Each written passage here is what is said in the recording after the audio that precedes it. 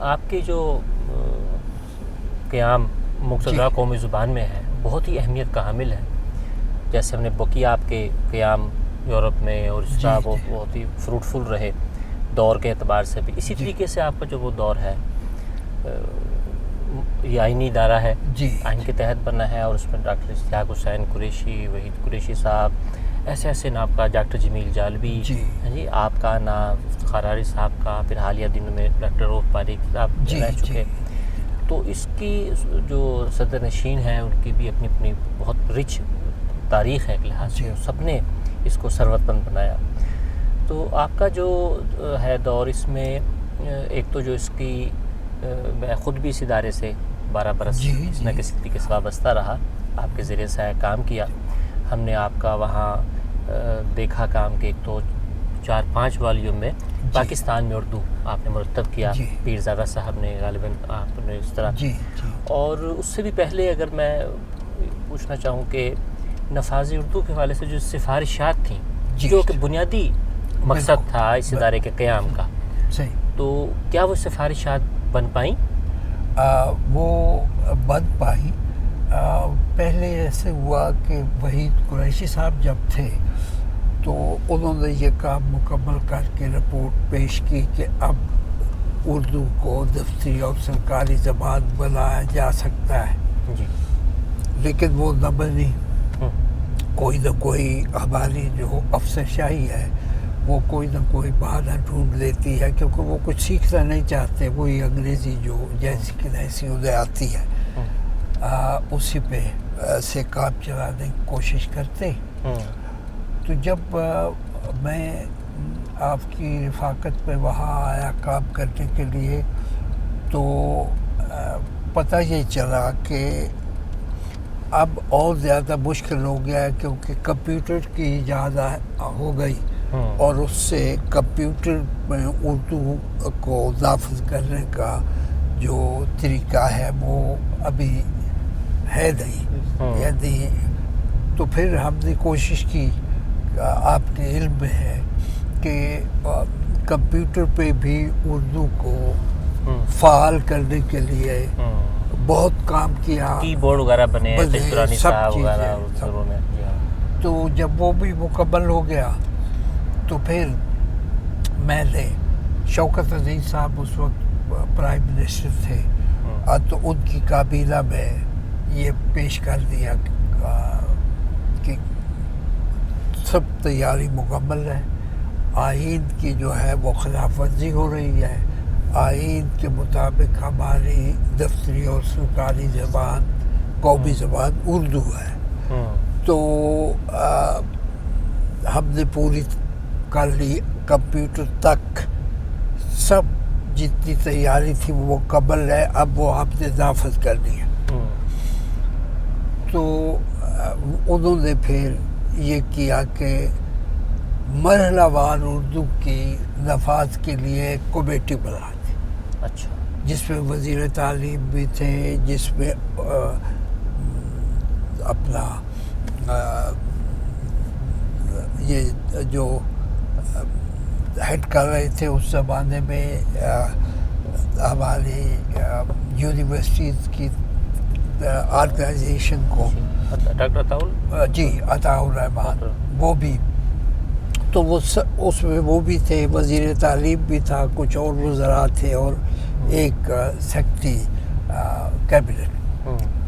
تو انہوں نے بھی اسے اپروو کیا اور نافذ کرنے کے لیے کہا کہ میں مرحلہ نفاذ شروع ہو جائے. ان کا کمیٹی کا فیصلہ یہی تھا. لیکن فیصلہ جب اوپر پہنچا تو یہ کہا گیا کہ جناب یہ جو گورنمنٹ ہے یہ تو انٹرم گورنمنٹ ہے, پرانی گورنمنٹ چلی گئی, اب الیکشن ہوں گے, نئی گورنمنٹ آئے گی, اس وقت اسے ملتوی کر دیا جائے. تو الیکشن بھی ہوئے, نئی حکومت بھی آئی, وہ نواز شریف صاحب کی حکومت تھی, تو انہیں اس سے کوئی دلچسپی نہیں تھی. اس لیے تب سے لے کے اب تک یہ تعطل ہی کا شکار چلا آتا ہے. آج بھی اگر کوئی حکومت ایسی ہو کہ جو خلوص دل کے ساتھ قومی زبان کو اس کا اصل مقام دینے پہ آمادہ ہو تو بس ایک 2 سطروں کا نوٹیفیکیشن کرنے کی ضرورت ہے. مقتدرہ میں آپ کا جو ہے آپ کی لیڈرشپ میں کہ ہم اس میں بہت ہی شاندار کتابیں آئیں، پروجیکٹس چلے، مائکروسافٹ کا پروجیکٹ بھی آیا اس دور کے اندر ترجمے کا، اس کے علاوہ بھی کتابوں کے تو بہت منصوبے ہیں. اچھا، اس میں ایک ایسا منصوبہ بھی ہے جو جس کے رہنما آپ ہیں ایک لحاظ سے، پیر زادہ صاحب ہیں ہمارے دوست، اور آپ نے مرتب کیا وہ کام جس میں ہے کہ پاکستان میں اردو. ہم جو سنتے آئے تھے پنجاب میں اردو، دکن میں اردو، تو اس کے ساتھ ساتھ آپ نے ان علاقوں کو بھی جو اونرشپ لے رہے ہیں کہ ہم کہ بھئی یہ اردو جو ہے اس کا اوریجن یہاں سے ہے. تو وہ کیسے خیال آیا آپ کو مرتب کرنے؟ وہ خیال اس لیے آیا کہ مختلف صوبوں کی جو حکومتیں تھیں وہ از خود یا استعمال ہوتی تھی کہ جب بھی اردو کے نفاذ کی بات ہوتی تھی تو وہ سمجھتے یہ تو لکھنؤ کی اور دلی کی زبان ہے اور یہاں کیوں کر رہے ہیں، اور ہماری اپنی وہ جو علاقائی زبانیں ہیں وہ اصل زبانیں ہیں، یہ تو ایک رکاوٹ اس طرح سے. تو وہ جو سلسلہ کتب ہے اس پہ یہ کہ مثلا بلوچستان ہے تو خود بلوچستان کے دانشور جو ہیں ان سے مضمون لکھوائے گئے کہ بھئی اردو تو یہاں پیدا ہوئی یا اس کی نشو و نما میں. ہاں، اور تقریباً سارے صوبے کلیم کرتے ہیں کہ اردو ہماری زبان کی ترقی یافتہ صورت ہے، چنانچہ اردو یہاں پیدا ہوئی. تو جب ہر صوبہ عود کر رہا ہے اردو کو تو پھر کیا وجہ ہے کہ اردو کو نافذ نہیں کیا جاتا؟ اور نافذ کریں گے تو ہر صوبہ جو ہے وہ سمجھے گا کہ میری زبان اب پاکستان کی قومی زبان بن گئی ہے. تو یہ ایک اس استدلال کو کہ جو اردو کے خلاف استعمال ہوتا تھا کہ دلی لکھنؤ کی زبان ہے یا کراچی والوں کی زبان ہے یا MQM کی زبان ہے، اس سے تصور کو بے اثر کرنے کے لیے یہ پھر اہتمام کیا تھا میں نے کہ یہ ثابت کر دیا جائے کہ خود ہر صوبے کا اسکالر کہہ رہا ہے کہ اردو تو یہاں پیدا ہوئی. سندھی کہہ رہے ہیں سندھ میں پیدا ہوئی. آپ نے دور کی ایک لحاظ سے یہ سوچی اور اس کے نتائج یعنی بہت لاجیکل تھا یہ. اور اسی طرح آپ کا ایک کام وہاں وہ بھی بہت اہم موضوع ہے، اردو رسم الخط پہ. وہ بھی آپ نے تحریر بھی آپ کی موجود ہے اس پہ، اور مرتب بھی آپ نے خاصا بڑا ڈاکومنٹ ہے جو آپ نے مرتب کیا. رسم الخط پہ بھی آپ نے، اس میں بھی کوشش یہی تھی کہ بھائی یہ اب جیسے سندھی لکھی جاتی ہے تو اس پہ 3-4 نقطے ڈال دیتے ہیں، کسی حرف پہ تو ہم توئے ڈال دیتے ہیں یا وہ. تو اس میں بھی تحقیق کرتے ہوئے اس نتیجے پہ پہنچا میں کہ یہ جان بوجھ کے ایسٹ انڈیا کمپنی نے کیا. وہ جب آ گئے یہاں اقتدار میں تو پھر انہوں نے مختلف صوبوں کو آپس پہ لڑانے کی خاطر یہ کیا کہ انگریزی سب اپنا لے لیکن قومی زبان اردو جو ہے اسے تقسیم کر دیں کہ سندھی کہے کہ اردو نہیں میری زبان سندھی ہے، اچھا، اور بلوچی کہے کہ میری زبان تو بلوچی ہے. تو اس لیے میں نے سوچا کہ چونکہ موجود ہیں ہر صوبے میں ایسے لوگ جو سمجھتے ہیں کہ اردو ان کی اپنی زبان ہے، یہاں پیدا ہوئی اور بلوچستان سے ترقی کرتے ہوئے پھیلی، تو تاکہ یہ ثابت ہو سکے کہ اردو پاکستان کے ہر خطے کی اپنی زبان ہے. یعنی بہت اہم ڈاکومنٹ ہے وہ مضامین کا مرتب ہونا.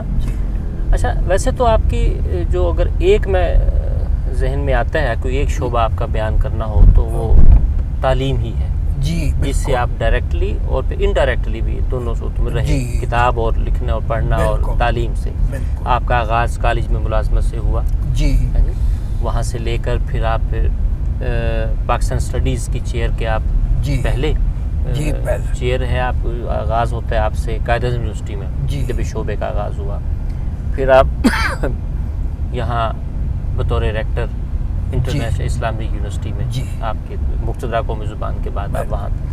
تو اس طرح ایک اور سطح پہ تعلیم کو دیکھنا اور دیکھا تھا، اور پہلے بھی ہوا تھا ہائر سطح پہ یورپ میں بھی اور یہاں بھی. دیکھنے سے مراد ہے کہ جب فیصلہ کن آپ کے پاس اختیار ہو، آپ کی رائے کی جو ہے امپلیمنٹیشن ہونے کا ہو. تو یونیورسٹی میں بطور ریکٹر آپ کے کیسا ایکسپیرینس رہا یہ؟ اب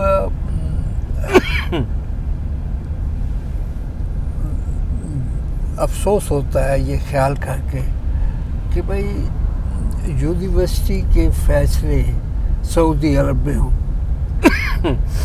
اچھا، سعودی ہمارے بھائی ہیں اور سعودی عرب کو یہ اہمیت حاصل ہے کہ وہ مکہ مدینہ ہمارے مقدس مقامات جو ہے وہ سعودی عرب کا اعزاز ہے کہ وہاں واقع ہے. لیکن وہاں جو نظام حکومت ہے وہ شہنشاہیت ہے، جمہوریت نہیں ہے. اچھا، اب اس یونیورسٹی ہماری ہے اور فیصلے وہ کر رہے ہیں وہاں بیٹھے، تو حرج کوئی نہیں ہے اگر کوئی بیرونی ملک بھی ہمیں کو مشورہ دیتا ہے.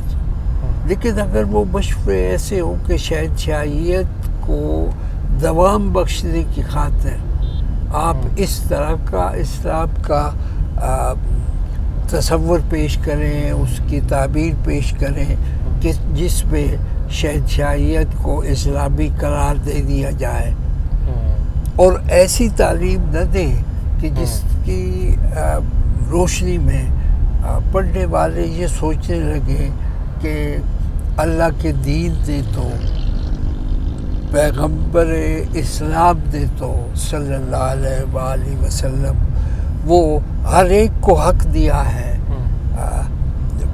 علم حاصل کرنے کا اور ہر اعتبار سے انسانی مساوات اور اخوت کے تصورات پہ عمل کرنے کا. تو ہم نے تو وہ اسلام پڑھانا ہے. اگر کسی ملک سعودی عرب جیسے ہمارے بھائی ملک کو ان تصورات سے، ان مضامین پہ تحقیق و تفسیر کرتے وقت انہیں خطرہ محسوس ہو کہ لوگوں کو ہمارے نظام مملکت پہ اعتماد نہیں رہا، اٹھتا چلا جا رہا ہے کہ اس میں غیر اسلامی عناصر ہیں.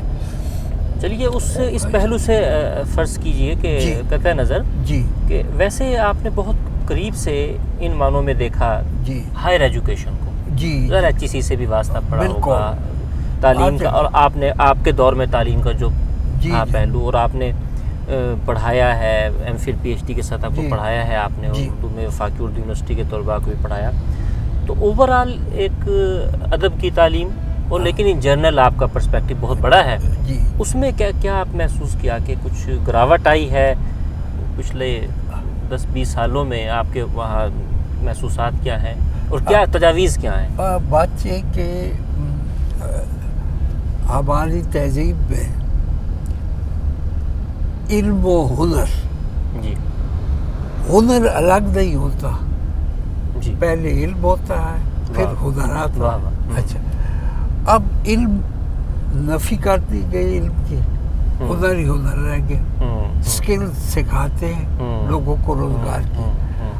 تعلیم کا بنیادی مقصد آدمی کو انسان بنانا، مہذب کرنا. اچھا، اور وہ انسان پھر سائنس پڑھے، حکمت پڑھے، ٹیکنالوجی پڑھے، لیکن رہے انسانی. اب ہمارا جو نظام تعلیم اب رہ گیا ہے اس میں یہ ہے کہ ہنر کو علم سے الگ کر دیا گیا. صرف ہنر سکھاتے ہیں اور علم نہیں سکھاتے.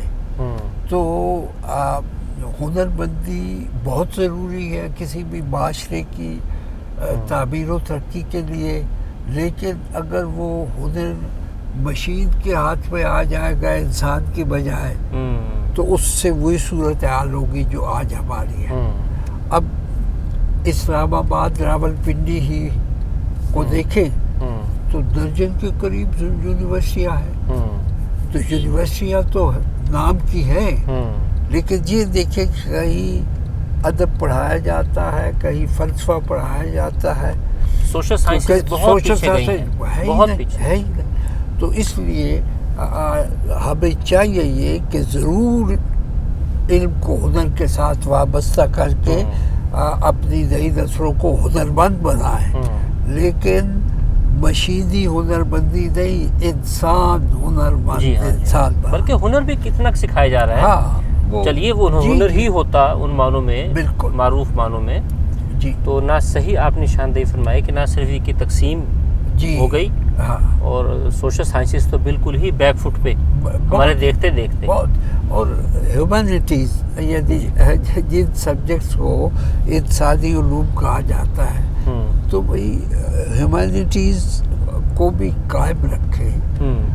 اب ایک مسئلہ یہ ہو گیا ہے کہ بھئی یونیورسٹیوں کے درمیان مقابلہ اس طرح کا ہے کہ یونیورسٹیاں کاروبار کا ادارہ بن گئی ہے، کاروباری ادارہ، بڑی بڑی فیسیں، اور ہر ادارہ یہ چاہتا ہے کہ اس کا اپنا خرچ کم ہو اور فیس سے زیادہ کمائیں، لیکن ہمارے یہاں تعلیم شروع میں تو ایسی ہی تھی کہ تعلیم دینی ہے، حکومت کا فرض ہے کہ لوگوں کو تعلیم دیں، اور یہ پرائیویٹائزیشن ہو گئی، جی پرائیویٹائزیشن، بالکل یہ ایک کمرشل ایک بزنس کی طرح یہ تعلیم کا شعبہ جو ہے وہ ہو گیا ہے۔ اور اگر یہ دیکھیں کہ کوئی جائزہ لے کہ جتنی یونیورسٹیاں پرائیویٹ سیکٹر میں بن رہی ہے، اسے قائم کرنے والا شخص اور خاندان کیا وہ تاجر ہے یا مبلغ ہے اسلام کا، یا پاکستان کی ادبیات اور تہذیب و ثقافت اس پہ رچا بنا ہے؟ ایسا ہی ہے، نہیں ہے، بس ایک بزنس ہے، بزنس اور بہت اس میں سرکاری سرپرستی جو ہے وہ کم سے کم ہوتی جا رہی ہے۔ بالکل۔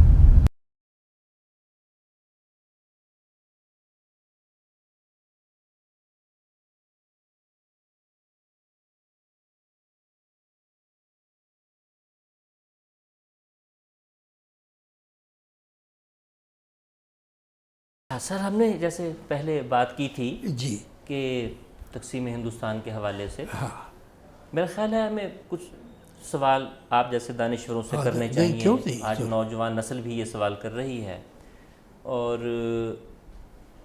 فیس کرنا چاہیے چیزوں کو، جی، تو اس لیے میں یہ جسارت کر رہا ہوں کچھ سوالات ایسے کرنے کی آپ سے، جنہیں بظاہر کنٹروورشل کہا جاتا ہے۔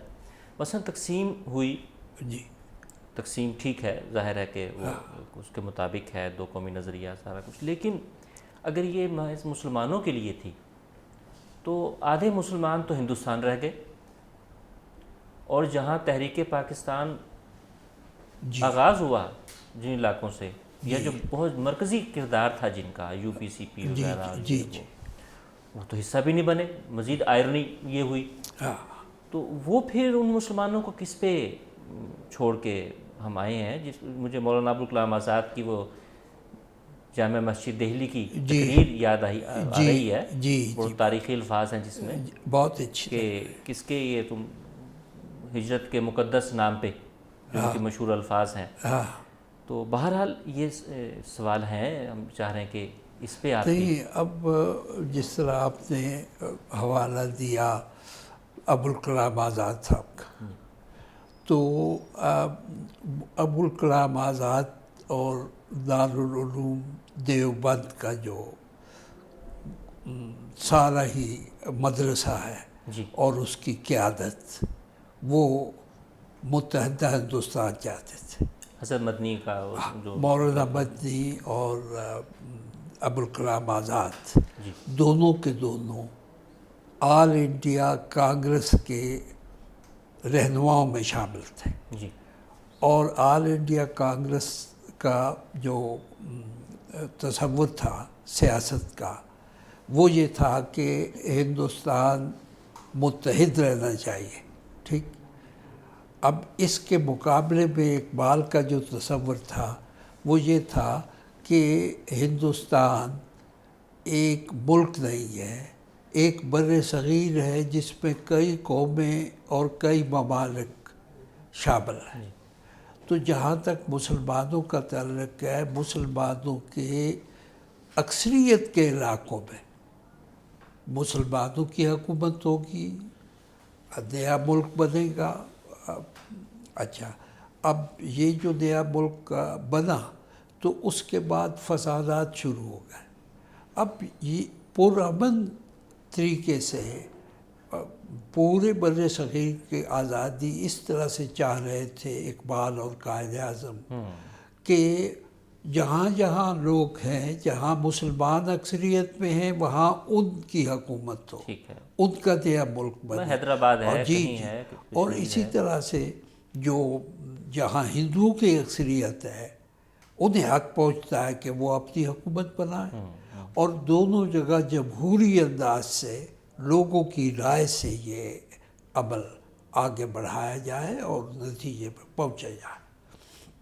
اب جو قوتیں اس کے خلاف تھی، جو پورے بر صغیر کو ایک ملک سمجھتی تھی اور اس ملک میں اکثریت ہندوؤں کی تھی، غیر مسلموں کی تھی، تو وہ ہمارے علماء دین سمیت یہ چاہتے تھے کہ اکثریتی جو ہندو قوم ہے وہ پورے بر صغیر پہ حکمران ہو. اس کے مقابلے میں سر سید احمد خان سے لے کے علامہ اقبال اور قائد اعظم تک ایک نیا تصور تھا کہ جو حقیقی تصور ہے وہ کیا کہ ہندوستان جو ہے وہ ایک بر صغیر ہے. جب انڈین نیشنل کانگریس وجود میں آئی تو سر سید احمد خان نے مسلمانوں سے کہا کہ اس میں شامل نہ ہو. کیوں؟ ایک فقرہ انہی کی زبان میں سناتا ہوں. India is a continent not a country. تو جب ایک بر صغیر ہے اس میں کئی قومیں آباد ہیں تو ایک انڈین نیشن کا کیا تصور ہو سکتا ہے؟ وہ غلط تصور ہے. اب یہی بات جو ہے 1930 کے خطبہ الہاباد میں اقبال کہتے ہیں. خطبہ جب شروع ہوتا ہے وہاں سے لے کے آخر تک وہ یہی تاریخی اور فکری اور سیاسی انداز سے اپنا نقطہ نظر پیش کرتے کرتے جب آخر پہ آتے ہیں تو کہتے ہیں The Prime Minister of England refuses to understand that India is a country of many nations. India's problem is an international problem. کئی قومیں آباد ہیں. ہماری قوم مسلمان جن خطوں میں اکثریت میں ہے وہاں پاکستان بنے گا. اچھا، اب اس میں یہ کہیں نہیں ہے نہ اقبال کے تصورات میں یا نہ قائد اعظم کے تصورات میں کہ اس خطۂ زمین میں جہاں مسلمانوں کی حکومت ہوگی وہاں ہندو یا غیر مسلم نہیں رہیں گے. نہیں، وہ بھی رہیں گے یہاں. انہیں یہاں سے جانے کی ضرورت نہیں. ایک اقلیت کے انسانی حقوق جو ہے وہ انہیں ملیں گے اور ان کا احترام ہوگا. لیکن چونکہ الیکشن کے ذریعے وجود میں آئیں گی یہ مملکتیں، بر صغیر کے مختلف خطوں میں مختلف مملکتیں پیدا ہوں گی، آزاد ملک ہوں گے، تو ان میں مسلمانوں کو اپنے نقطۂ نظر سے زندگی کے انفرادی اور اجتماعی معاملات اور سیاسی معاملات حل کرنے کا موقع ملے گا۔ اچھا، اب چونکہ ہم زیادہ تر نہ پڑھتے ہیں نہ پڑھاتے ہیں، خطبہ علامات بھی نہیں پڑھاتے، 1940 کا قائد اعظم کا جو خطبہ ہے وہ بھی نہیں پڑھاتے، مجھے ہمیشہ یہ احساس رہا اور میں کہتا رہا ہوں کہ بھئی انگریزی پڑھانی ہے اسٹوڈنٹس کو، تو کیا خطبہ علامات کی انگریزی ڈی ایچ لارنس کی انگریزی سے کم ہے؟ تو اسے انگریزی زبان سکھانے کے لیے ٹیکسٹ جو لیں وہ قائد اعظم اور اقبال کی سپیچز سے لیں کہ جن میں وہ تصور آتا ہے، تاکہ پڑھنے والوں کے ذہن میں، ہسٹری میں بھی وہ پڑھیں گے، ادبیات میں بھی پڑھیں گے، لیکن انگریزی لینگویج سیکھنے کے لیے انہیں جو انگریزی کے ٹیکسٹ پڑھائے جاتے ہیں ان میں سے قائد اعظم اور اقبال کے ان اہم ترین خطبات جو ہے ان میں سے ٹکڑے لیے جائیں، اور اگر پورا خطبہ علامات پڑھا جائے تو اس میں یہ ہے کہ باقاعدہ تمام اقلیتیں جو ہیں انہیں آزادی سے رہنے کا تصور وہاں موجود ہے۔ اچھا، کوئی لڑائی جھگڑا نہیں، کوئی فسادات نہیں۔ یہ تو فسادات کرائے گئے 1947 میں تاکہ یہ جو نیا پاکستان ہے یہ خون میں ڈوب کر رہ جائے، اور وہاں سے مسلمانوں کو زبردستی دھکیلا گیا فسادات کرا کے، ورنہ ہمارے جو بادیان پاکستان ہیں ان کا تصور یہ تھا کہ ہر کسی کو حق ہے کہ اپنی اکثریت کے علاقے میں اپنی تہذیب، اپنے طرز حیات کے مطابق زندگی بسر کریں، اور دوسروں کو کہ جو اقلیت میں ہیں انہیں انسانی حقوق دیں۔ تو یہ جو ہمیں چونکہ تاریخ پڑھائی نہیں جاتی نا، تو قائد اعظم کا 1 جون 1946 کے تقریر ہے، تجویز ہے، کوشش ہے کہ پنجاب کو تقسیم نہ کیا جائے۔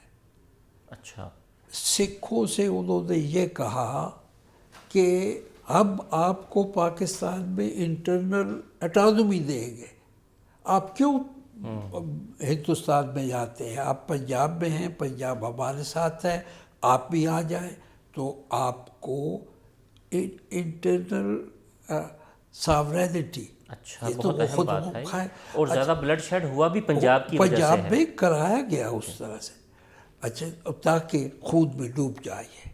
تو اس طرح کی جو صورتحال تھی وہ اس میں میرا خیال ہے کہ بہترین طریقہ یہی تھا کہ آپ مختلف مذاہب کے پیروکار جہاں جہاں اکثریت میں ہیں ان خطوں میں انہیں اپنی حکومت قائم کرنے کا، اور یہ لفظ استعمال ہوتا ہے تقسیم، یہ تقسیم نہیں ہے، ٹھیک ہے، یہ ہے قیام پاکستان، تحریک پاکستان کے ذریعے عوام کی رائے سے۔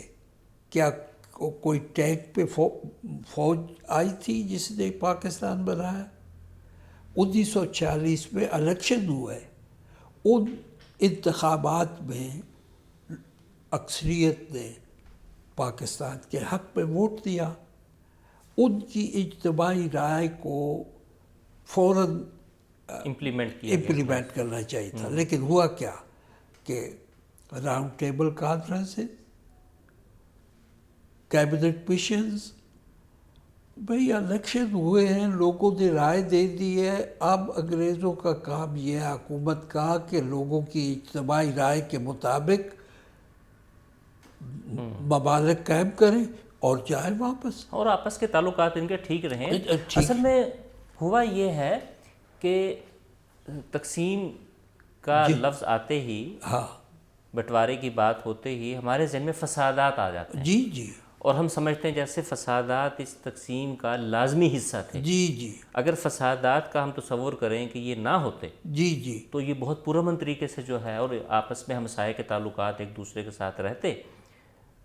تو بالکل کوئی حرج نہیں تھا وہ تو. اب یہ کہ جو قوتیں کوشش کرتی رہی، یعنی عوام نے رائے دے دی، اس رائے کے مطابق بر صغیر میں پاکستان وجود میں آ جانا چاہیے تھا. اچھا اب کیوں اس کے بعد پھر مذاکرات کیوں کہ اکٹھا رہے؟ اچھا کیوں اکٹھا رکھنا چاہتی تھی برطانوی امپیریلزم؟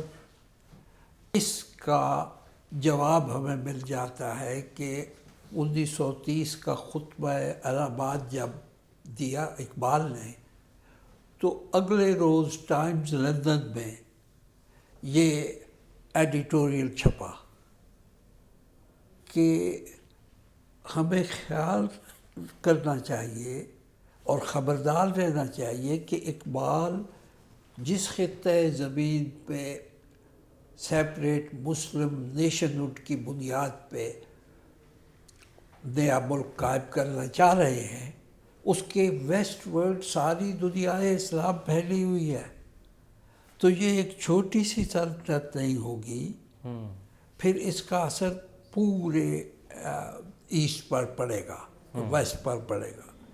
تو یہ جو ان کا تھا خطبہ اقبال کا، اس پہ پھر ایک تو یہ لندن ٹائمز میں ایڈیٹوریل چھپا اور آگاہ کیا گیا مغربی ممالک کو خاص طور پہ کہ یہ ایک چھوٹا سا خطۂ زمین نہیں بنے گا پاکستان کی صورت میں، بلکہ اس کے مغرب میں پھیلے ہوئے جتنے ملک ہیں وہ سارے مسلمان اکثریت کے ہیں، تو ہمارے سامراج کو خطرہ ہے. اسی دن اخبار میں چھپا یہ بیان سر ریمزے میکڈونلڈ کا کہ اقبال نے ہمارے کیے کرائے پہ پانی پھیر دیا. ہم تو سب کو ہندو قیادت، مسلم قیادت، سب کو یونائٹڈ انڈیا پہ رضامند کر چکے تھے کہ خطبہ الہ آباد کی خبر آ گئی، تو ہمارے کیے کرائے پہ پانی پھر گیا. اچھا پھر سے ہمیں یہ کرنا پڑے گا. اسی طرح کا تاثر جو ہے وہ جب پاکستان قائم ہو گیا تو اس کے بعد بھی فسادات کرا کے پاکستان کو خون میں دہا دینے کی دہلا دینے کی جو کیفیت تھی وہ پیدا کی انہوں نے جان بوجھ کر، اس لیے کہ اب قیام پاکستان کو ہم روک نہیں سکے، اب اسے ابھی ختم کر دیں. تو اس طرح کا جو رویہ تھا وہ آج تک چل رہا ہے. اچھا جیسے آپ فرما رہے ہیں کہ یہ خطبہ الہ آباد کے بعد انہوں نے کہا کہ ہمارا یہ کرائے پہ پانی پھیر دے، ٹھیک ہے ایک تاثر ہو سکتا ہے ایک وقت میں، بیک وقت کئی تاثر ہوتے ہیں. اسی طریقے سے ایک تاثر یہ بھی ہے کہ یہ خام خواہ کا ہم پہ ذہنوں میں ڈال دیا کہ مسلمان بہت کمزور ہیں، بہت اقلیت میں ہیں، کہ اگر ہندوستان کے مسلمان، پاکستان کے مسلمان، بنگلہ دیش کے مسلمان اکٹھے کیے جائیں تو بہت بڑی تعداد بنتی ہے. اور اس ایک تھیری یہ بھی ہے، تاثر کی بات ہے کہ مسلمان تقسیم ہو گئے، یہ 3 حصوں میں مسلمان تقسیم ہو گئے. اگر یہ یونائٹڈ رہتے تو یہ بہت بڑی طاقت تھے. بات یہ کہ یونائٹڈ کیسے رہ سکتے تھے؟ یونائٹڈ تاکہ انڈیا جو ہے اسے ایک ملک، ایک قوم سمجھا جائے تو پھر ان کی قومی زندگی جو ہے وہ آزادی کی طرف چل پڑے گی. لیکن وہ ایک قوم تو ہے نہیں. یعنی آج آپ دیکھیں کہ جتنے مسلمان وہاں رہ گئے ہیں ان کے ساتھ کیا سلوک ہو رہا ہے، کیونکہ اقلیت میں چلے گئے نا اب تو. اگر یہ اکٹھے ہوتے سارے وہ تب بھی 3 گنا، وہ بھی اقلیت تھی، تب بھی اقلیت تھے، ہندوؤں کی اکثریت تھی. یعنی آج کے ہندوستان میں اکثریت اور اقلیت کا ہے، پورا بر صغیر اگر ایک ملک ہوتا تو وہاں بھی یہی ہوتا، سارے مسلمان اکٹھے ہوتے تو پھر بھی ہندوؤں کی اکثریت تھی. اور بات یہ کہ کوئی عیسائی یہودی اس طرح کے لوگ ہوتے جو ایک خدا پہ تو یقین رکھتے ہیں، پیغمبر جدا جدا، تو خدا ایک ہے، تو شودر بھی خدا نے پیدا کیا ہے، برہمن بھی تو اونچ نیچ کیا ہوئی؟ تو بات یہ ہے کہ اقبال کی دور رس نگاہوں نے جو سوچا اور جن موقعوں پہ وہ آگے بڑھے سیاست میں اور انہوں نے رہنمائی کی مسلمانوں کی، اسی کے اعجاز سے جی ہاں، اور آج کاش ہم اقبال جو آزاد ہیں۔ کچھ عرصہ مزید حیات رہتے جی تو اور وضاحت ہوتی چیزوں کی۔ اقبال کا ذکر ہو رہا ہے تو علامہ اقبال اوپن یونیورسٹی کی خوش قسمتی ہے کہ یہاں اقبال چیئر آن تصوف اینڈ مسلم تھاٹ کا قیام ہوا، اور پھر مزید خوش قسمتی یہ کہ اس کے چیئر پہ سب سے پہلے آپ یہاں تشریف لائے، اور کم و بیش 1 برس ہوا ہے عزت آپ افزائی ہے، یہاں، اور ہمیں سیکھنے کا موقع مل رہا ہے یونیورسٹی کو، استفادہ اور پوری قوم کو۔ اچھا، اقبال ہی کی بات کو اگر ہم آگے بڑھاتے ہیں کہ جیسے اقبال کا قومیت کے خلاف بولا اقبال نے کہ یہ اوطان جو ہے اور کہ جو مغرب میں قومیت پرستی آ رہی ہے یہ ہمیں نقصان دے گی، کیا ہم نے ایگزیکٹلی وہی چیز نہیں اپنا لی جس سے اقبال نے ہمیں روکا تھا؟ آج پاکستان میں مسلم قوم سب سے پہلے پاکستان، اور ایک قومیت کا وہی تصور نہیں ہم نے رائج کر دیا جس کے خلاف اقبال بولے تھے؟ جی، اس کی وجہ یہ ہے کہ جب پاکستان قائم ہو گیا اور فسادات کے خون میں ڈوبنے سے بچ گیا، صرف ایک پنجاب کا وہ حصہ جہاں سے سکھ اکثریت تھی، وہاں فسادات ہوئے، تو پاکستان کے قائم ہو جانے کے بعد پھر پاکستان کو ختم کرنے کا طریقہ یہ تھا کہ یہاں جمہوریت کا راستہ روک کر آبریت مسلط کر دیا۔ اب یہ بات کوئی راز نہیں رہی کہ پاکستان کے پہلے وزیر اعظم لیاقت علی خان کو شہید کرایا CIA نے۔ اب ان کے اپنے ریکارڈ پہ CIA نے افغانستان سے قاتل لیا کرائے پہ اور ان سے ہمیں محروم کر دیا۔ پھر اس زمانے میں جو گورنر تھے خواجہ ناظم الدین، انہیں برطرف کر دیا گیا، اس کی جگہ کون آ گئے؟ غلام احمد، سکندر مرزا، ایوب خان۔ یہ تینوں کون ہیں؟ تحریک پاکستان میں ان کا کردار کیا ہے؟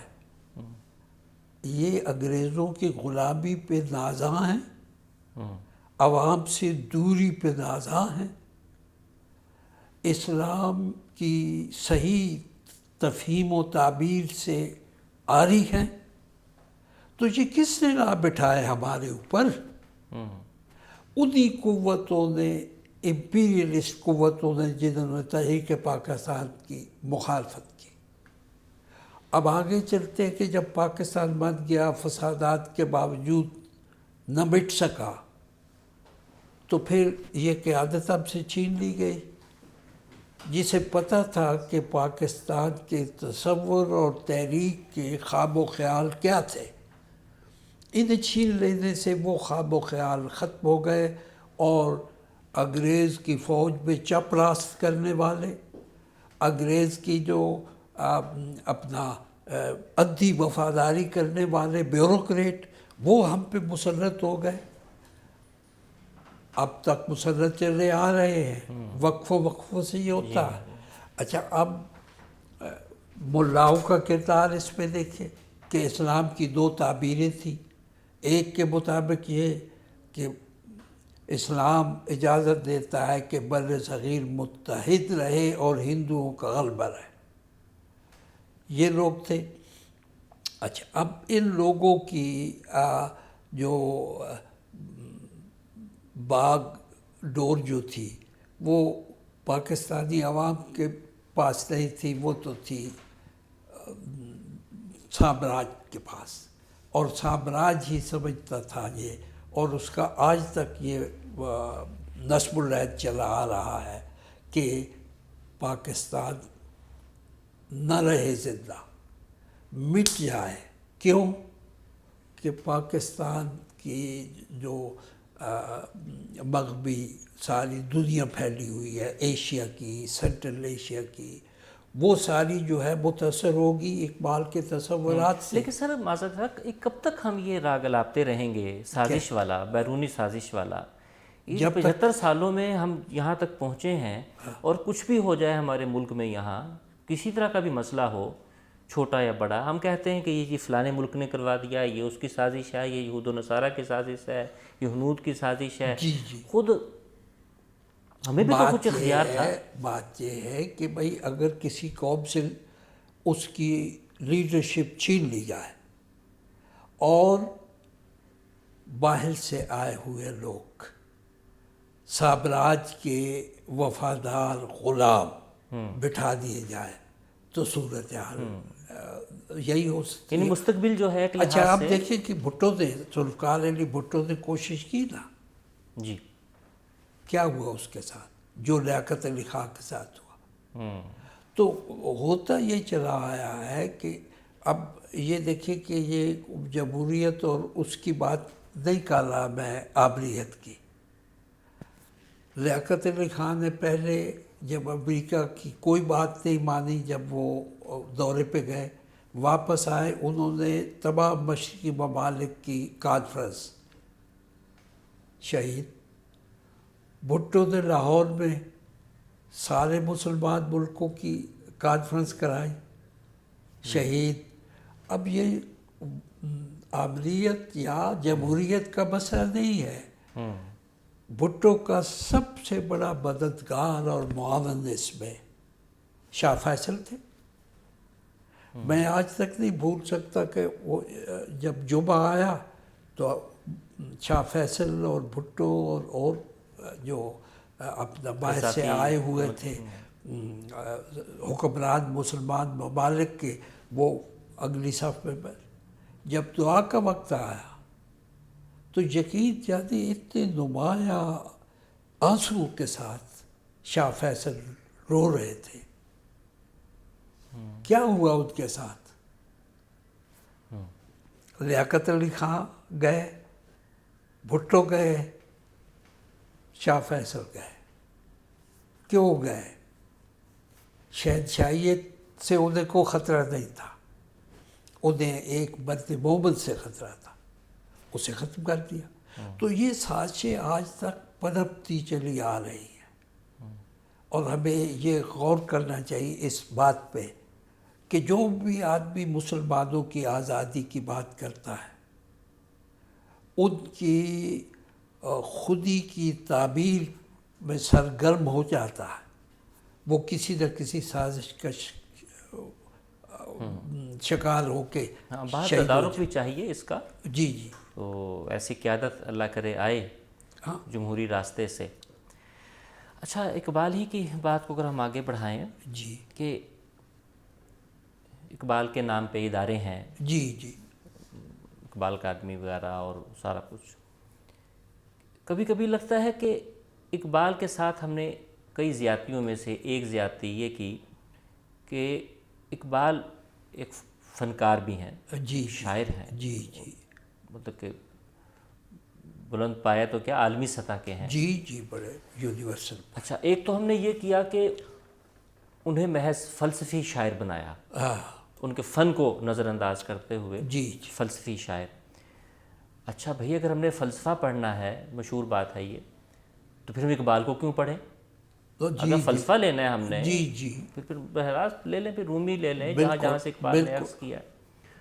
اچھا فلسفے سے تو آپ اختلاف بھی کرتے ہیں، جی، اختلاف کی گنجائش نہیں ہوتی، اور لہٰذا دانشور ملک میں بہت پیدا ہوئے جو اقبال کے نام پہ جی جی. اور اقبال کو پھر ہم نے بر صغیر کے مسلمانوں کو شاعر بنایا، عالمی سطح سے اتار کے اس کو تھاٹ سے نکال کے صرف بر صغیر کے مسلمانوں کا، اور پھر پاکستان کے مسلمانوں کا شاعر بنایا. یعنی ہم نے گریجولی اقبال کو محدود سے محدود تر کیا. جی بالکل. اور آج ہمارے مقالات سب کچھ اقبال کے نام پہ جو ہو رہا ہے تو اس میں نہ اقبال کی شاعری کو عمل دخل رہ گیا، نہ ان کی جامعت کو، نہ ان کی فکر کو سمجھنے کا رہ گیا. اس رویے کو آپ کیسے دیکھتے ہیں؟ اس بات یہ ہے نا کہ قیام پاکستان کے چاندی برس بعد جیسے لیاقت علی خان کی شہادت سے شروع ہوتا ہے، تو لیاقت علی خان یہ تھی کہ شہید کر دیے گئے تو باقی بھی کو پشاور تک ہر جگہ اس زمانے میں جو حکومت تھی ان لوگوں کی حکومت تھی جو تحریک پاکستان میں سیاسی طور پر سرگرم رہے تھے. جب مارشل لاء آ گیا ہر جگہ کی حکومتیں ختم ہو گئی. اچھا اب وہ لوگ تب سے لے کے اب تک آ رہے ہیں کہ جو وہاں سے لیتے ہیں رہنمائی اور ڈسکس بھی نہیں کرتے. یعنی ادھر سے جو حکم آتا ہے فوراً اس پہ عمل کرتے ہیں. اس وقت ہمارے ملک میں جو صورتحال ہے وہ بھی تازہ ترین ان کا جو حکم تھا اس کے مطابق ایک حکومت گرائی گئی اور لائے گئے اور لوگ. تو جب تک ہم خود ہی کے پیغمبر کی سرزمین میں بیٹھے ہوئے خود ہی کی تربیت نہیں دیں گے لوگوں کو، نوجوانوں کو، تب تک میرا خیال ہے کہ اسی طرح سے حکومتیں آتی جاتی رہیں گی. غربت و افلاس اور غلامی مغرب کی بڑھتی چلی جائے گی. اس لیے خود ہی کے تصور کو اب عام کرنا ہے نوجوانوں میں تو تعلیم ہی کے ذریعے کرنا ہے. لیکن یہ بہت ایبسٹریکٹ بات ہے نا سر. یعنی اقبال کے ساتھ جو رویہ ہے ہمارا اکیڈیمیا میں، اداروں میں، وہ ایک بت پرستی سی کا بنا کے اور اقبال کو سمجھنے سمجھانے کا کام ختم ہو گیا نا وہ، اور جیسے مجاور والا کام ہے. تو یہ بھی اس یعنی سیاسی منصوبہ بندی کی جو ہمارے ملک کے اندر نہیں ہوتی باہر ہوتی ہے، آج کل امریکہ میں ہو رہی ہے. تو اس کا نتیجہ ہے انہیں پتہ ہے کہ اقبال کو کس طرح سے بھلائے پاکستان تاکہ دوبارہ وہ ایسا خطہ زمین. یعنی یہ بھی سازش ہوئی ہے، سازش چل رہی ہے. پاکستان کا حقیقی تصور جو ہے اب وہ اس کے لیے اچانک مجھے بات یاد آ گئی، پیش کر لے تو کہ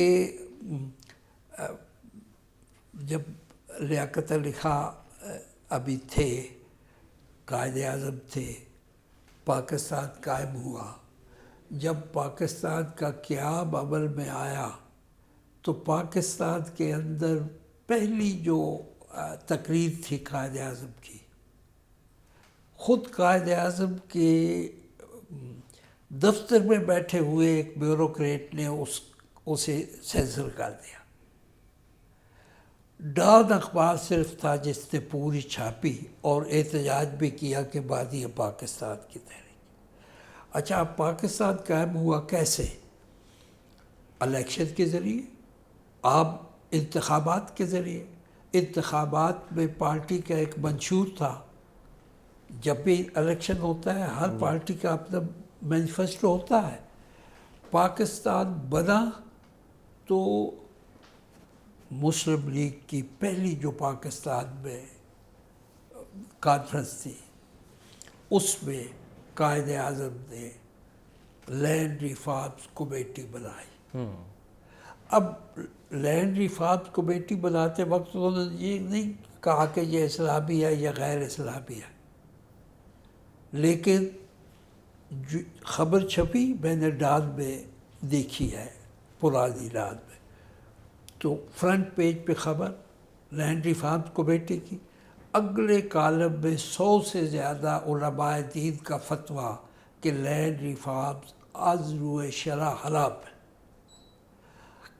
اچھا اب یہ کوئی شرع کی تو بات ہونے ہی نہیں تھی، وہ تو آل انڈیا مسلم لیگ کے وہ وعدے جو لوگوں سے کیے گئے تھے ووٹ لینے سے پہلے انہیں وفا کرنے کا عمل شروع تھا. اب تک یہی چلا آ رہا ہے. میں بار بار یہ بات کرتا ہوں ہر جگہ کہ صرف دستخط ہی نہیں ہوئے بہت سے علماء کے، بلکہ جلدی ودن منتھ 2 کتابیں آئی. مسئلہ ملکیت زمین از سید ابو العلا مودودی، مسئلہ ملکیت زمین از امیر جماعت احمدیہ. تو مودودی صاحب بھی جماعت اسلامی کے سربراہ بھی، احمدیہ تحریک کے سربراہ بھی، دونوں نے ایک ہی عنوان سے زرعی اصلاحات کی مخالفت کرتے ہوئے یہ 2 کتابیں لکھ دی. اسی زمانے میں ابھی نام مجھے یاد آ جائے گا، پہلے ان کی کتاب کا نام بتاتا ہوں. ملتان کے آس پاس کے بزرگ تھے جو آخر تک پاکستانی سیاست کو گدلا کرتے. نواب زادہ نصر اللہ خان. بالکل. تو نواب زادہ نصر اللہ خان کی کتاب کا نام تھا مسئلہ ملکیت زمین تحت الشریعہ. اچھا بھائی، آپ شریعہ کو بیچ میں کیوں لاتے ہیں؟ پاکستان بنا ایک عوامی جمہوری تحریک سے انتخابات کے ذریعے، اس انتخابات میں جو وعدے کیے گئے تھے عوام کے ساتھ کہ پاکستان بن گیا تو وہاں معاشی نظام یہ ہوگا، جاگیرداری نہیں ہوگی، کسان آزاد ہوگا. تو انہوں نے وہ شروع کر دیا. قائد اعظم نے تو کوئی آیت کریمہ پڑھی ہی نہیں اس میں. وہاں تو کانگریس نے امپلیمنٹ کر دیا تھا. ہاں وہ تو کر لیا. اچھا، لیکن جہاد کیا تب سے لے کے آج تک نہیں ہوا. ذوالفقار علی بھٹو نے کیا، اس کا بھی جو انجام ہوا لیاقت علی خان صاحب والا ہی. اچھا، لیکن بھٹو نے یہ کر دیا تھا کہ وہ لینڈ ریفارمز اور سرداری سسٹم جو افغانستان یہ اس پہ بلوچستان میں ہے، نیشنل اسمبلی سے جمہوری انداز میں ایکٹ پاس کرایا. اچھا. ایبولیشن آف سرداری سسٹم ایکٹ 1975. جب اب ظاہر ہے کہ سرداروں سے ان کی ظالمانہ روایات جو ہے وہ چھین لی جائے گی تو وہ ناراض تو ہو گئے نا. بھٹو سے ناراض تھے. ضیاء الحق آیا، اس نے بھٹو کے خلاف اپنی حکومت کو مضبوط کرنے کے لیے ان تمام سرداروں کو اپنے ساتھ ملانے کے لیے اس پہ عمل درآمد روک دیا. یہی کچھ کر سکتے تھے، ورنہ کیونکہ وہ تو اسمبلی میں باقاعدہ ایک سیاسی طریقہ کار کے تحت سرداری سسٹم ختم کیا گیا تھا. تو وہ عمل درآمد روک دیا، آج تک رکا پڑا. تو اب بھی جتنی بھی خبریں آتی ہیں افغانستان کے علاقوں سے اور پنجاب کے اسی طرح سے مظلوم کسانوں کے اکثریت کے علاقوں سے، فرنٹیئر سے، ان سب میں یہی بات ہوتی ہے کہ ہمیں آزاد کرایا جائے اس سے. تو اس پہ جو عمل نہیں ہوا، تحریک پاکستان کے منشور پہ عمل نہیں ہوا، اور اب تک نہیں، آج تک نہیں ہوا، آج تک وہ باقی ہے. جی ہاں. بھٹو صاحب کا تذکرہ کیا، پہلے بھی ہم نے ہلکا پھلکا ذکر کیا. جی. آپ نے سوانے میں بھی خاصا اپنی ذکر ہے. بہت قریب رہے آپ رامے صاحب کے، پھر ان کے معافہ ظاہرہ بھٹو صاحب کے، براہ راست آپ کی بات چیت تھی. جی. ایک فوری بات جو ایک لے مین کے ذہن میں آتی ہے بھٹو کے حوالے سے، ہم نے بچپن سے سنا کہ وہ جادوئی الفاظ کہ بھٹو نے کہا ادھر تم ادھر ہم، بالکل جیسے ہم کھل سمسم والی بات سنتے تھے، اور ملک دو لخت ہو گیا. کیا یہ اتنا ہی سادہ بات تھی؟ اتنی طاقتور الفاظ تھے؟ نہیں، وہ میں تو چونکہ جس اخبار میں چھپا تھا نا، جی اچھا وہ ہمارے دوست ہی اب اس دنیا میں نہیں رہے، اس اخبار کے ایڈیٹر تھے. اچھا. تو بھٹو نے تو تقریر کی نا وہاں، اس پہ اس طرح کا بھی تھا اظہار، لیکن انہیں شوق تھا کہ بس جو سب سے بڑی ہیڈ لائن ہے نا پہلے صفحے کی، وہ بہت مختصر ہو، جیسے مضمون کا عنوان ہے. تو انہوں نے ادھر ہم ادھر تم کر دیا. اچھا یہ آئی تھی بات، لیکن بات اس انداز میں نہیں آئی کہ وہ حصہ تم رکھ لو یہ ہم رکھ لیں گے. وہ یہ تھا کہ بھئی الیکشن ہوئے، ان انتخابات کے نتیجے میں آپ کو وہاں اکثریت ملی، ہمیں یہاں ملی، تو نہ ہم اکیلے میں فیصلہ کریں نہ آپ کریں، مل بیٹھ کے کریں. اس کے بعد پھر بھٹو صاحب گئے، ملاقاتیں بھی ہوئی ساری. تو یہ چونکہ بڑا کیچنگ فریز تھا، ادھر تم ادھر ہم، تو اسے پھر اس طرح سے استعمال کیا گیا. انہوں نے ضرور کہا تھا، اس طرح نہیں کہا تھا. لیکن کیا بنگلہ دیش کی بننے کے پیچھے صرف بھٹو صاحب ہیں؟ میں پوچھنا ہی چاہ رہا ہوں. نہیں، کیا عوامل تھے؟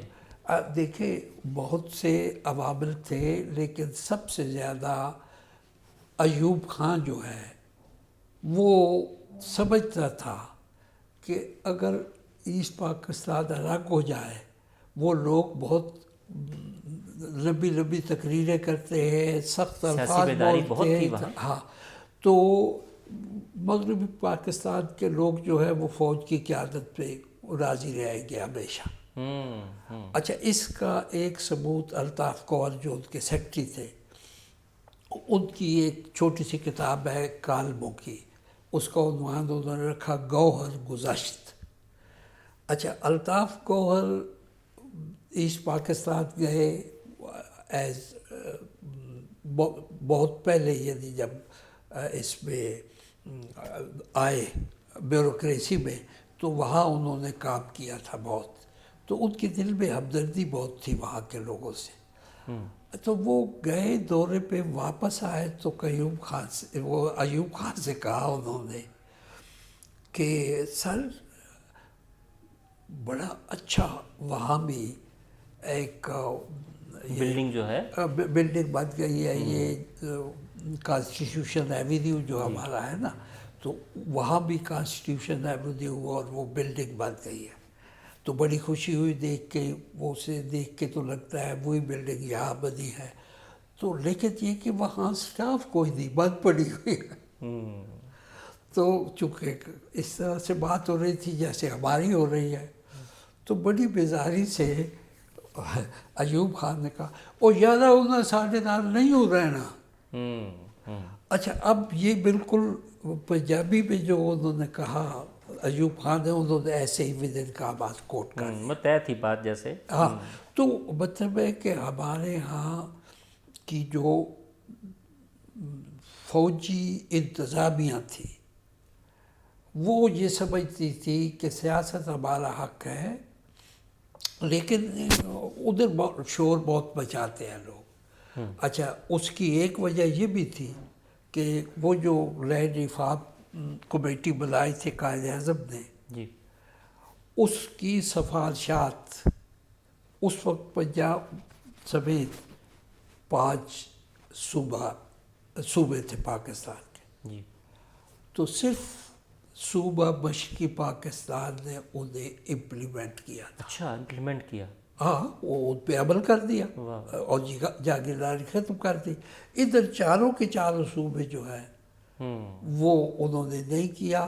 لیاقت علی خان ہر تقریر میں یہ کہتے رہے کہ کرو کرو. مجھے یاد ہے، پڑھا تو بہت پہلے تھا، کہ آخری ان کی لاہور میں جو تقریر ہے نا، اس کے بعد تو وہ 1.5 سال بعد اس دنیا میں نہیں ہے. تو انہوں نے یہ کہا تھا اپنی تقریر میں کہ مغربی پاکستان کے حکمران یہ مت بھولو کہ لینڈ ریفارم جو ہے ان پہ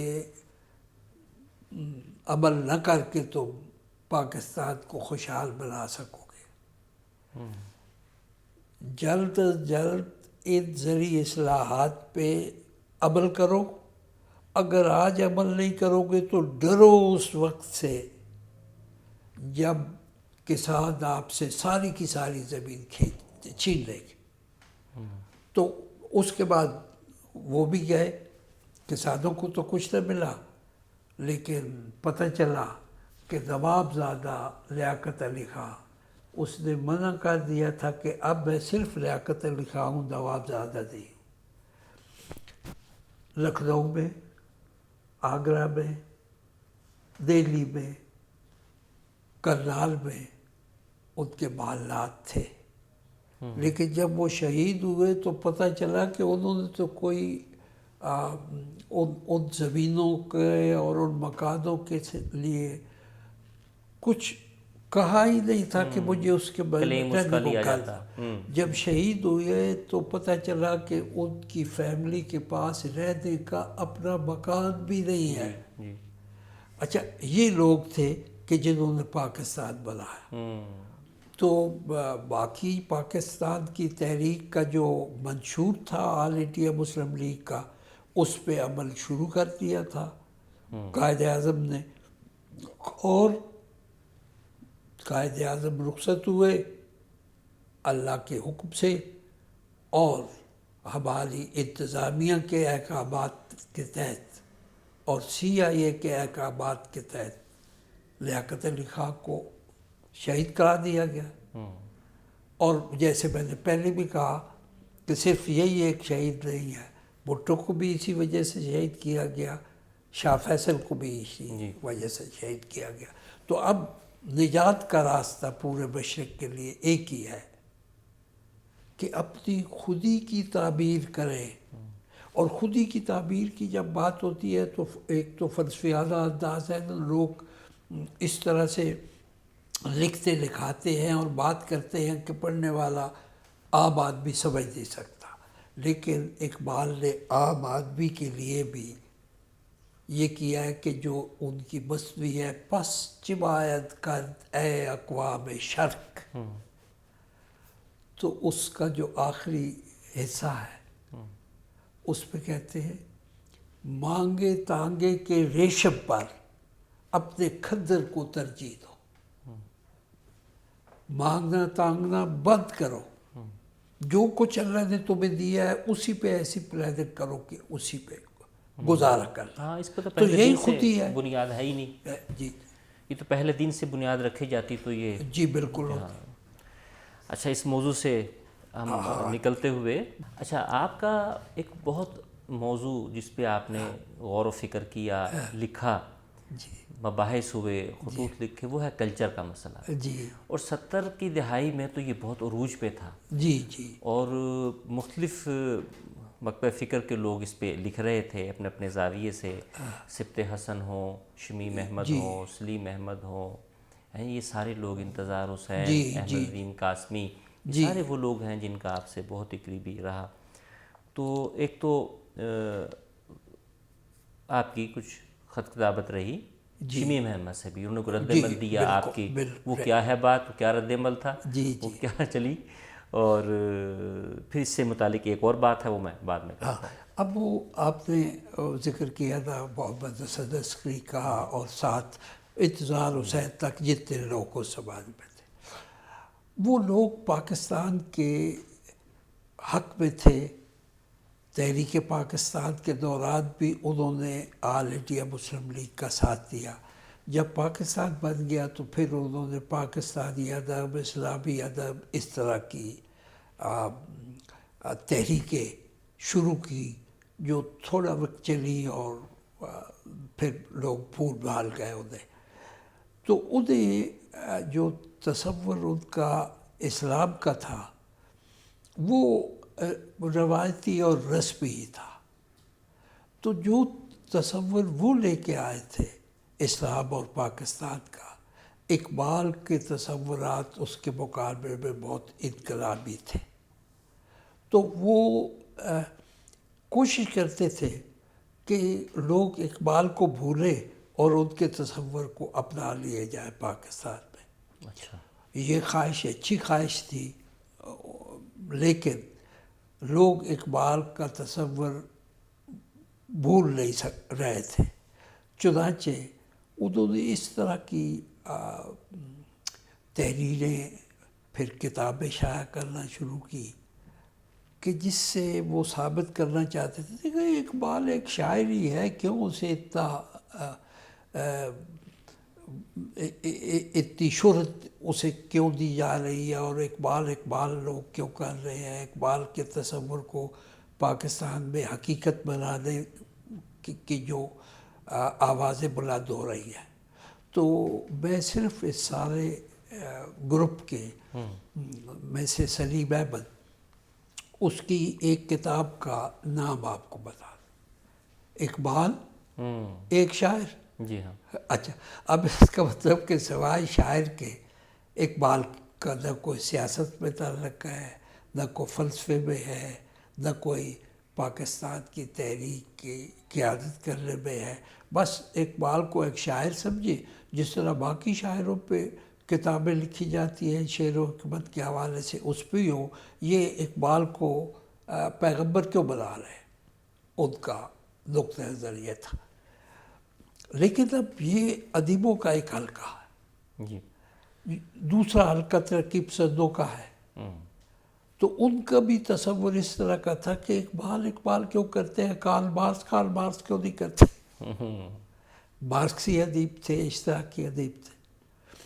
تو یہ ساری جو تحریک تھی، یہ چاہے دائیں بازو کے ہو یا بائیں بازو کے ہو، چاہے سوچ سمجھ کے کر رہے ہو یا ایسے ہی ناسمجھی میں کر رہے ہو، لیکن پاکستان کی نظریاتی بنیادوں کو کھوکھلا کرنے کی تحریک بن رہی تھی.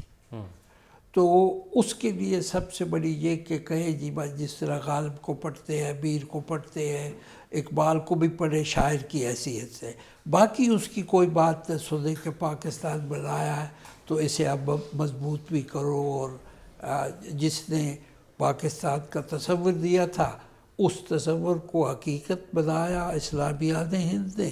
اب اس حقیقت کو اقبال سے الگ کر کے کوئی نیا دبستان اسلام کا وہ روشناس کرایا جائے. لیکن ہوا یہ کہ پھر تھوڑے ہی عرصے بعد وہ خود آپس میں کشمکش میں مبتلا ہو گئے اور لوگوں نے ان کی بات سنی نہیں. میرے ساتھ یہ تھا کہ سلیم احمد صاحب کا خط و کتابت کا وہ سارے خطوط میں نے جو ان کے تھے اور جو جواب میں نے لکھے، ان کی اجازت سے میں نے وہ چھاپ بھی دیے تھے سارے. ٹھیک ہے. تو ان سے صاف عیاں ہے کہ وہ چاہتے تھے کہ میں پاکستان بن گیا، اب اقبال جو ہے اسے صرف شاعری تک محدود رکھا جائے اور یہ سوال نہ اٹھایا جائے کہ اقبال نے پاکستان کا تصور دیا تھا، اس سے تحریک چلی تھی، ان تصورات کو پاکستان میں حقیقت بنایا جائے. تو مجھے بڑی خوشی ہے کہ سلیم احمد پھر وہ خطوط پڑھے جائے تو پتہ چلتا ہے کہ بھئی وہ آہستہ آہستہ آ گئے، اور آخر میں یہ سوال ان کا آیا آخری خط میں کہ اچھا باقی سب ٹھیک، یہ بتاؤ کہ جو ہندوستان میں رہ گئے مسلمان ان کا کیا قصور ہے، پاکستان بننے سے ڈیوائیڈ ہو گئے وہی جو. تو میں نے یہ لکھا، وہ انہوں نے فون کیا ہنس کے میں نے کہا بھائی سیدھی سی بات ہے، وہ وہاں ایک اور پاکستان بنا لیں جہاں ان مسلمانوں کی اکثریت ہے، وہاں اپنا الگ پاکستان بنا لیں. اچھا یہ میں نے لکھا نہیں، لیکن اس زمانے میں بھی ہندوستان کے مسلمان خاص طور دکن کی شمالی ہند کی طرف کے جو تھے، وہ اپنی جلسوں میں اور تحریکوں میں پاکستان کا پرچم لہرانے لگے تھے. تو میں نے کہا میری تو حقیقی رائے میں یہی ہے کہ کوئی نہیں، پاکستان بنا مغربی علاقے میں مسلمانوں کی اکثریت کی بنیاد پہ، تو وہاں جہاں مسلمانوں کی اکثریت ہے اور پاکستان بنا. کتاب بھی مجھے یاد آ رہی ہے، اس کا نام ہی یہی ہے، کتنے پاکستان. تو خیر، تو یہ آپ کی رائے ہے. تو اسی سے ایک دفعہ ہم نے پہلے بھی بات کی ہے کہ قیام پاکستان کے وقت آپ 11 برس کے تھے، اور وہ مختلف جو چیلنجز تھے.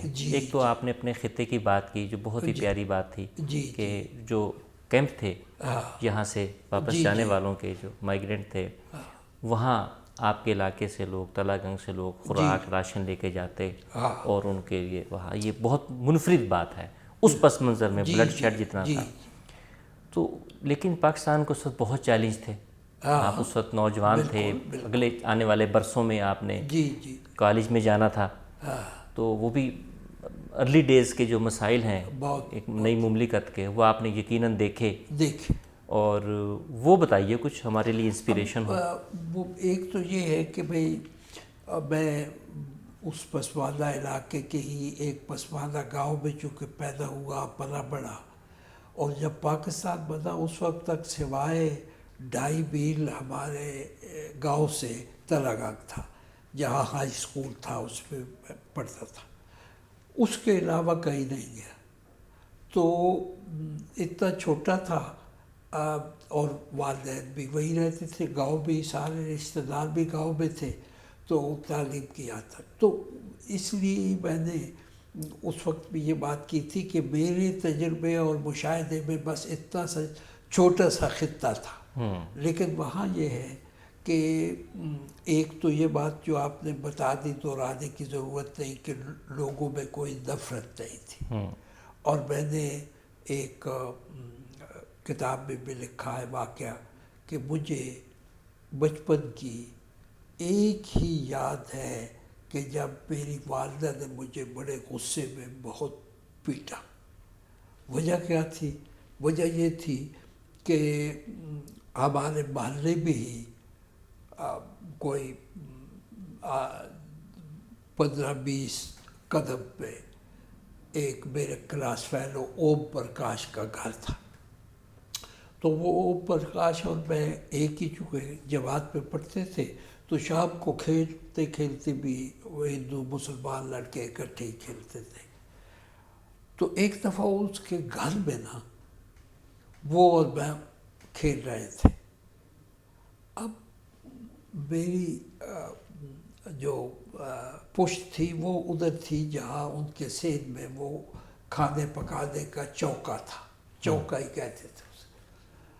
تو آئی گیند تو ادھر گری، تو میں نے چوکے پہ پاؤں رکھا ایک اور گیند لے لی. مجھے احساس نہیں ہوا کہ یہ میں نے غلطی کر دی.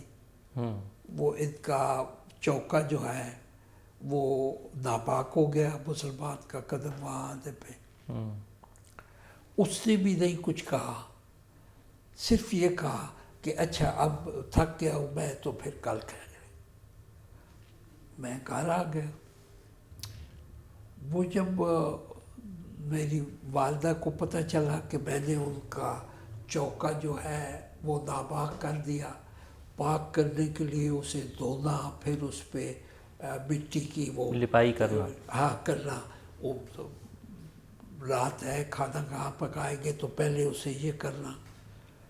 تو والدہ کو جب پتہ لگا سخت غصہ آیا.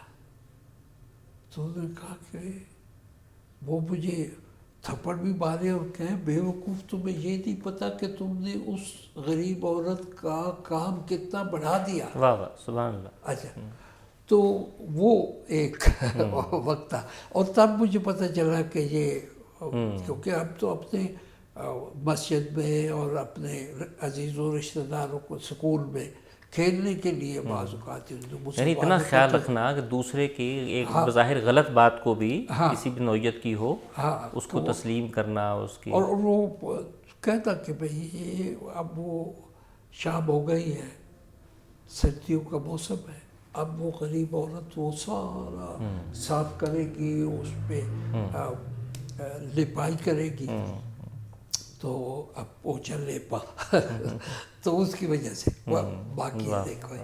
تو اس سے تھوڑا یہ بھی آپ کو اندازہ ہوتا کہ ہمارا مسلمان اکثریت کا علاقہ تھا، ہندو سکھ چند کار تھے اور زیادہ تر تجارت کرتے تھے، لیکن حسن سلوک ایسا تھا کہ بھئی کوئی اس طرح کی نفرت نہیں کہ بھئی یہ بت پرست کیوں ہے، نہ ان کے دل میں تھی کہ یہ خدا پرست کیوں ہے. اس طرح بہت اچھا. اچھا، یورپ میں تو خاص طور پہ بہت پہلے سے اورل ہسٹری کا ایک پورا ایک لحاظ سے غلغلہ ہے، جنہوں نے اپنی تاریخ کو محفوظ کیا کہ تاریخ بھئی صرف کتابوں کے ذریعے نہیں ہے، صرف انٹلیکچول نہیں لکھتا، بہت چیزیں ہوتی ہیں زبانی روایت میں جو ہیں. اسی طرح ہمارے ہاں بھی شعبہ قائم ہوا اور علامہ اقبال اوپن یونیورسٹی میں، جس میں اورل ہسٹری کو بھی محفوظ کیا جا رہا ہے، اور تقسیم کے حوالے سے، تقسیم ہندوستان کے حوالے سے اورل ہسٹری بہت سے لوگ ملک میں، ہندوستان میں، پاکستان میں کام کر رہے ہیں، اس پر اپنے ایکسپیرینس جو ہے شیئر کر رہے ہیں، جو ہجرت کے اس سے گزرے یا مسائل جو بھی ہیں. تو آپ کے پاس بھی یقیناً کچھ ایسے واقعات ہیں جن کے آپ گواہ ہیں، جو کتابوں میں نہیں ہیں. جی تو وہ کوئی اگر مل جائے آپ سے ایسی چیز قیمتی.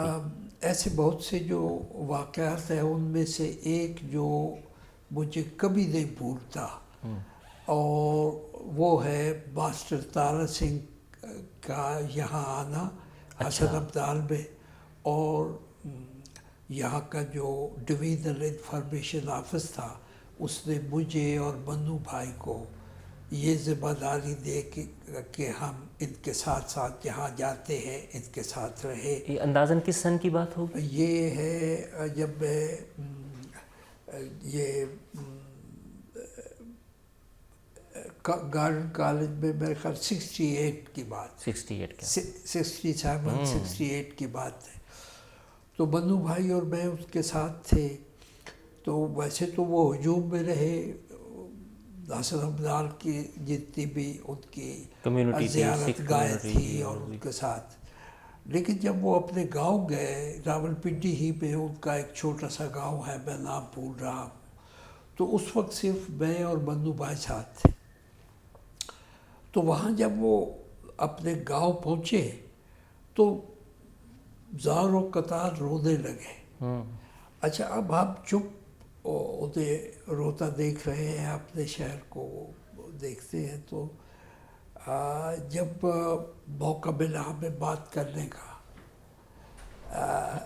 کہ بھئی واقعی آدمی جہاں پیدا ہوتا ہے اس کے ساتھ بڑی محبت ہوتی ہے، اور اتنی مدت کے بعد آپ پھر یہاں آئے، تو آپ کی جو کیفیت ہے اسے دیکھ کے ہمیں لگا کہ بھئی بالکل انسانوں میں جو یادداشتیں کام کرتی ہیں ان کا. وہ کہنے لگا نہیں، میں ایک اور وجہ سے زیادہ دکھی ہوں. وہ یہ کہ بھئی قائد اعظم نے کہا تھا کہ ہم سکھ پنجاب کے ساتھ ہی رہیں، ہم تمہیں انٹرنل اٹانومی دیں گے. تم اندرونی طور پہ خود مختار ہو گئے اپنے علاقے میں، لیکن کیوں پاکستان کو چھوڑ کے جاتے ہیں، ساری مقدس جگہ ایسی. کہتے یہ سن 46 میں انہوں نے ہمیں کہا. تو اس وقت نہیں توجہ دی اس بات کی طرف. تو اب تک کے تقسیم سے لے کے اب تک کا جو زمانہ گزرا ہے، تو اس پہ ہمیں رفتہ رفتہ یہ احساس ہوا کہ 1940 میں جب قائد اعظم نے کہا تھا کہ تم پاکستان کے ساتھ رہو اور اندرونی خود مختاری تمہیں دیں گے، تو ہمیں وہ بات مان لینی چاہیے تھی. اب میرا رونا اس پہ ہے کہ جدا ٹھیک کہتا تھا اور میں نے بہت بڑی غلطی کی. اور یہ تارا سنگھ وہی ہیں جنہوں نے بھڑکایا تھا. انہوں نے بھڑکایا. یہ جو فسادات ہوئے، بالکل اس لحاظ سے یہ بہت ان کا بیان جو ہے بہت اہم ہے۔ اچھا سر، یہ باتیں ہم نے کر لیں، جی مستقبل کیا ہے؟ ماضی تو ہو گیا جس میں اچھا بھی ہے برا بھی ہے، میں پاکستان کا اور نوجوان کے لیے خاص طور پہ کیا؟ میرا خیال ہے کہ پاکستان کا مستقبل نہایت شاندار ہے، کیونکہ جو کام اب تک کے ہمارے رہنماؤں نے نہیں کیے اور جو کرنے تھے اور جو تحریک پاکستان کے بنیادی تصورات تھے، اب وہ کھل کے سامنے آ رہے ہیں۔ اور جس طرح سے علامہ اقبال نے اور قائد اعظم نے نوجوانوں کو اپنی امیدوں کا مرکز بنایا تھا، لگتا ہے کہ آج قائد اعظم تو موجود نہیں ہمارے درمیان، اقبال تو موجود نہیں، لیکن ان کے تجربات، مشاہدات کتابوں کی صورت پہ ہمارے درمیان موجود ہیں۔ اور آج جو ہمارے ملک کا اجتماعی منظر سامنے آتا ہے جی، تو اس میں لگتا ہے کہ نوجوان ہماری آج کی سیاسی قیادت سے آگے نکل گئے۔ تو اب اس وقت لیڈر کوئی بھی نہیں، بصیرت افروز باتیں کرنے کا اور قیادت کرنے کا، تو پھر وہ اقبال کی شاعری، فکر اور قائد اعظم کی قیادت کے اصول سامنے رکھ کے پاکستان کو صحیح معنوں میں پاکستان بنائیں گے۔ تحریک پاکستان کے خواب و خیال نوجوان آگے بڑھیں گے اور انہیں حقیقت بنائیں گے، خواب کو حقیقت بنائیں گے۔ تو میں مایوس نہیں ہوں، میں خوش ہوں کہ یہ جو ہماری سیاسی لیڈرشپ ہے مختلف پارٹیوں والی، اس میں آج پاکستان میں کوئی پارٹی ایسی نہیں ہے کہ جس کا رہنما کوئی حالات حاضرہ پہ نظر رکھتا ہے۔ جو آج کی ضروریات ہیں ہماری قوم کی، انہیں پیش نظر رکھ کے سیاست کے دائرے میں سرگرم عمل ہے، نہیں، کوئی نہیں۔ اب تک جو لوٹ مار ہوئی ہے سیاستدانوں کے ہاتھوں میں، اس کے گناہ کو چھپانے میں ہماری آج کی جو عصری سیاست ہے وہ مصروف ہے۔ تو ایسے میں بہت سے لوگ مایوس ہو جاتے ہیں کہ پتہ نہیں ہمارا مستقبل کیا ہوگا، لیکن میں مایوس نہیں ہوتا، پر امید ہو جاتا ہوں کہ اب وقت آ گیا ہے کہ نوجوانوں کو سیاسی قیادت اپنے ہاتھ میں لے دی۔ کیونکہ یہ منافق جنریشن نہیں ہے، جی اور یہ حقیقت پسند ہے، اور آنکھوں میں آنکھیں ڈال کے مسائل کو دیکھ رہی ہے، تو یقیناً کوئی نہ کوئی صورت بنے گی کہ ان کے اندر سے اچھی قیادت نکلے گی، اور ہمارے بڑے بھی مل کے آپس میں بیٹھیں گے ان کو دیکھتے ہوئے۔ بڑے بیٹھے نہ بیٹھے کچھ نہیں ہے اس میں۔ یعنی مجھے یاد آتا ہے کہ جب اقبال گئے راؤنڈ ٹیبل کانفرنس میں، تو تقریباً سارے کے سارے لوگ جو وہاں مسلم لیگ کا ڈیلیگیشن بھی تھا اور پارٹیوں کے بھی تھے، تو سارے کے سارے یونائٹڈ انڈیا پہ ہو گئے تھے رضامند، حتیٰ کہ جو جداگانہ انتخابات کا تصور تھا اس سے بھی چھوڑ چکے تھے۔ اچھا، تو واپس آئے تو رستے ہی میں ایک نظم لے کے آئے، ذوق و شوق۔ اس میں ایک بات یوں شروع ہوتا ہے، جوانوں کو پیروں کا استاد کا۔ اب لگتا ہے کہ اسی سٹیج پہ ہم پہنچ گئے ہیں، جوان ہم بوڑھوں کا